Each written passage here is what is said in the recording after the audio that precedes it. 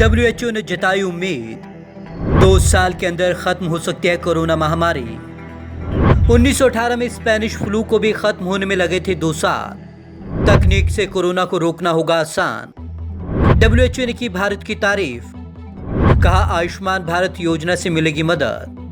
Corona महामारी को लेकर विश्व स्वास्थ्य संगठन के महानिदेशक टेड्रोस अधानोम ने बड़ा बयान दिया है। टेड्रोस का कहना है कि महामारी 2 साल के अंदर खत्म हो सकती है। 1918 में स्पेनिश फ्लू को खत्म होने में भी 2 साल का समय लगा था। वर्तमान में तकनीक काफी प्रगति कर चुकी है, इसलिए कोरोना को कम समय में रोका जा सकता है। हमारे पास महामारी रोकने की तकनीक और ज्ञान दोनों। टेड्रोस जेनेवा में एक वर्चुअल प्रेस कॉन्फ्रेंसिंग के दौरान कहा, हमारे पास महामारी रोकने की तकनीक भी है और ज्ञान भी। इतिहास पर गौर किया जाए तो पाएंगे कि महामारी अर्थव्यवस्था और समाज में परिवर्तन के कारण बने हैं। पीपीई में भ्रष्टाचार हत्या के बराबर। एक सवाल के जवाब में टेड्रोस ने कहा, पीपीई से जुड़ा भ्रष्टाचार हत्या जैसा अपराध है। इसे बिल्कुल भी स्वीकार नहीं किया जा सकता, क्योंकि अगर स्वास्थ्य कर्मी बिना पीपीई के काम कर रहे हैं तो वे हमारे लिए अपनी जान खतरे में डाल रहे हैं। पीपीई में भ्रष्टाचार होना ऐसे स्वास्थ्य कर्मियों के जीवन को खतरे में डालने जैसा है। WHO ने की भारत की तारीफ। वहीं विश्व स्वास्थ्य संगठन ने कोरोना के संक्रमण को रोकने में भारत की कोशिशों की तारीफ की।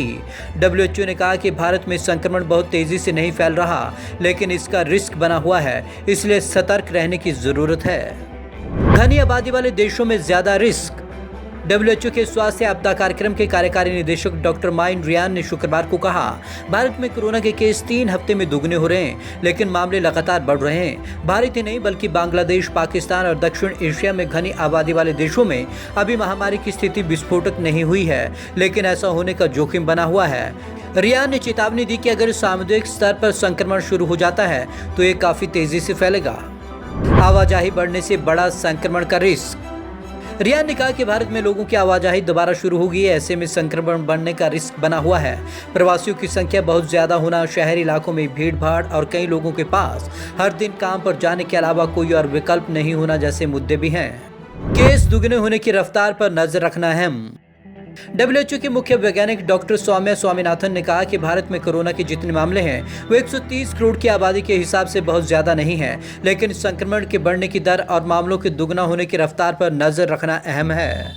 आयुष्मान भारत योजना से मदद मिलेगी। WHO ने इस योजना की तारीफ करते हुए कहा कि इसे तेजी से लागू किया जाए तो कोरोना से निपटने में मदद मिलेगी। WHO के डीजी डॉक्टर टेड्रोस घेब्रेयेसस ने कहा कि कई देशों के सामने गंभीर चुनौती है, लेकिन इसमें मौके भी तलाशने होंगे।